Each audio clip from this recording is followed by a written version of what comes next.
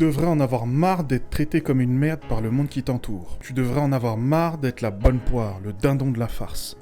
J'étais dans la même situation que toi, c'est pour ça que je te fais cette vidéo. Et ma vie a commencé à changer quand j'ai appris ces 3 choses. Alors ouvre bien tes oreilles. Point numéro 1, ça passera par la confrontation. Le respect, ça s'obtient, ça s'arrache. Qu'importe à qui tu parles, que ce soit des gens de ton entourage proche, ta famille, tes amis ou des gens un peu plus éloignés, pour obtenir le respect, il faut le demander. Personne n'est capable de lire dans tes pensées, d'accord ? On s'adapte tous à notre quotidien et donc si on voit une personne qui en demande peu, on se pose même pas la question. Les gens qui ont de l'empathie sont très peu nombreuses. Par contre, les gens qui savent parler d'eux-mêmes, de leurs émotions, ça, c'est nombreux.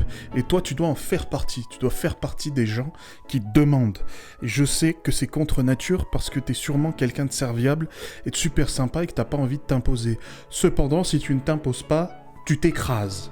Et quand tu t'écrases, tu peux pas chialer d'être traité comme une merde. Il faut que toi-même, tu commences à te respecter pour obtenir ce respect des autres. Point numéro 2, ça va être long et difficile. Ça va pas se faire du jour au lendemain. Et surtout, ce que tu vas imposer aux autres, ça va leur sembler contre nature, parce que l'être humain est une créature d'habitude. On aime bien avoir nos petites habitudes, et là, tu leur demandes de s'adapter à une toute nouvelle personne. La tienne, cette nouvelle personne, cette personne qui se respecte, cette personne qui a des standards, cette personne qui a des limites, et des limites claires, et qui ne bougera pas d'un iota par rapport à ses principes.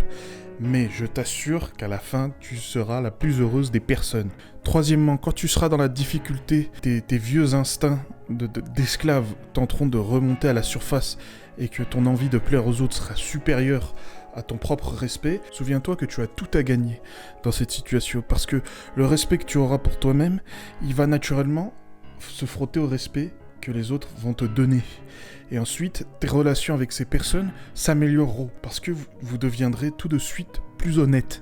Qui dit plus d'honnêteté, dit plus d'intérêt envers l'autre, envers comment il pense, qu'est-ce qu'il ressent. Et de toute manière, mieux vaut être seul que mal accompagné, comme on l'a dit. Mais toi, tu es déjà mal accompagné, puisque les gens ne profitent de toi. Tu ne peux aller que vers seul.